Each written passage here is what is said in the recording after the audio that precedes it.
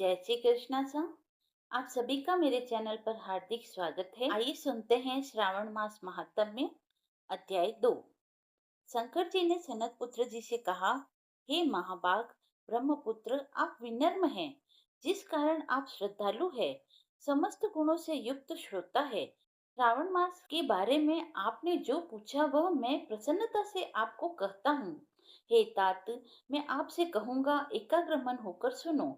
योगीन श्रावण मास में नियम से रहकर मनुष्य 4 बजे सायंकाल तक भोजन करे, 1 महीने तक रुद्राभिषेक करे, अपनी प्रिय किसी वस्तु को छोड़ दे, पुष्प फल धान्य तुलसी की मंजरी युक्त दल बिल्व पत्रों से भगवान शंकर की पूजा करें, ब्राह्मणों को भोजन कराए, नियम का धारण व पारण करे, उपवास करे, मुझे पंचामृत से अभिषेक अति प्रिय है, उसे भी करे। इस मास में जो किया जाता है वह अनंत फल को देने वाला है। हे मुने, भूमि पर सोए, ब्रह्मचर्य से रहें, सत्य कहें, इस महीने को कभी भी व्रत से रहित व्यतीत न करें। प्रातः स्नान करें, इंद्रियों को वश में रखें, एकाग्र मन हो, रोज मेरी पूजा करें।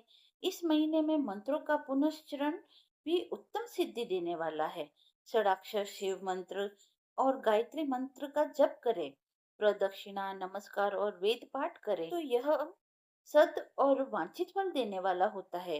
पुरुष सूक्त जपे तो अधिक फल मिलता है। ग्रह यज्ञ, कोटि होम, लक्ष्य होम तथा अयुत होम करने पर भी सनद फल की प्राप्ति होती है और इच्छित फल देने वाले होते हैं। जो इस महीने में एक दिन भी व्रत से रहित व्यतीत करता है वह महाप्रलय तक घोर नरक में जाता है। जैसा यह महीना मुझे प्रिय है, वैसा अन्य कोई महीना मुझे प्रिय नहीं है।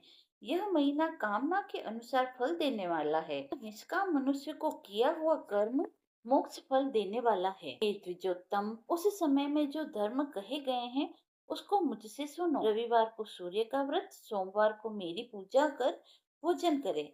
श्रावण महीने के पहले सोमवार से प्रारंभ होकर 3.5 महीने तक होने वाला संपूर्ण कामना की अर्थ सिद्धि को देने वाला रोटक नामक व्रत होता है। मंगलवार के दिन मंगला गौरी का व्रत होता है, बुधवार को बुद्ध का व्रत, बृहस्पतिवार को बृहस्पति का व्रत, शुक्रवार को जीवंतिका देवी का व्रत होता है। हनुमान तथा नरसिंह का शनिवार को व्रत कहा गया है। हे मुने, अब अन्य तिथियों में होने वाले व्रतों को सुनो। श्रावण मास के शुक्ल पक्ष की द्वितीया को औदुंबर नाम का व्रत होता है।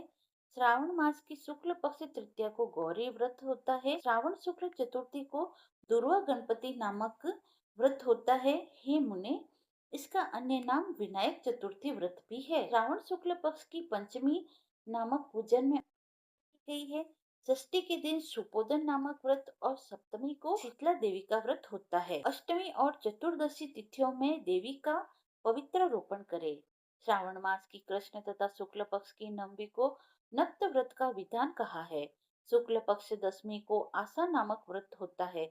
कोई मनुष्य इस महीने की दोनों पक्षों की एकादशी को आशा व्रत भी कहता है। श्रावण शुक्ल पक्ष की द्वादशी को भगवान हरि का पवित्र रोपण करना चाहिए। अतः द्वादशी को भगवान श्री हरि का श्रीधर नाम से अर्चन उत्तम गति प्रदान करता है। श्रावण शुक्ल पक्ष पूर्णिमा को उत्सर्जन, उपाकर्म सभा, दीप उपाकर्म की सभा में रक्षाबंधन, श्रावणी कर्म, सर्प बलि तथा हयग्रीव नामक भगवान विष्णु का अवतार कहा गया है। ये 7 काम श्रावण शुक्ल पूर्णिमा को होते हैं। श्रावण मास की कृष्ण चतुर्थी को संकट चतुर्थी व्रत तथा श्रावण कृष्ण पंचमी को मानव कल्पादि होता है। हे द्विजोत्तम, श्रावण कृष्ण पक्ष अष्टमी को भगवान श्री कृष्ण का श्री कृष्ण नाम से पूर्ण अवतार हुआ। उस दिन व्रत तथा महोत्सव करें। श्रावण मास की अमावस्या तिथि में पिठोरा व्रत होता है। शुक्ल पक्ष की प्रथम तिथि से आरंभ कर समस्त तिथियों में अलग अलग देवता होते हैं। प्रतिपदा तिथि के अग्नि, द्वितीया के ब्रह्मा, तृतीया की गौरी, चतुर्थी के गणनायक, पंचमी के सर्प, षष्ठी के स्कंद, सप्तमी के सूर्य, अष्टमी तिथि के शिव हैं। नवमी तिथि की दुर्गा, दसवीं तिथि के यम और एकादशी के विश्व देव स्वामी हैं। द्वादशी के भगवान श्री हरि, त्रयोदशी के कामदेव, चतुर्दशी के शिव और पूर्णिमा के चंद्रमा स्वामी हैं। अमावस्या के पितर स्वामी कहे गए हैं। इस कर्म के ये देवता तिथियों के स्वामी कहे गए हैं। जिस देव की जो तिथि है, उस तिथि में वह देवता अर्चन योग्य कहा गया है। हे मुने, इस माह में प्राय अगस्त्य नक्षत्र का उदय होता है। मैं उस समय को कहता हूँ, एकाग्र मन से आप सुने। सिंह राशि पर सूर्य के संक्रमण दिन के 12 अंश 40 घड़ी बीत जाने पर अगस्त्य ऋषि का उदय होता है। अगस्त्य ऋषि के लिए 7 दिन पूर्व ही से अर्घ दे। 12 मास में सूर्य नारायण अलग अलग नाम से तपते हैं। श्रावण मास में गभस्ती नाम से वह तपते हैं। उनका पूजन भी इस महीने भक्ति द्वारा तत्पर होकर करें। श्रावण में साग का त्याग, भाद्रपद में दही, अश्विन में दूध और कार्तिक मास में दाल का त्याग करें। हे मानस, यह आपसे मैंने अति संक्षेप में उपदेश किया है।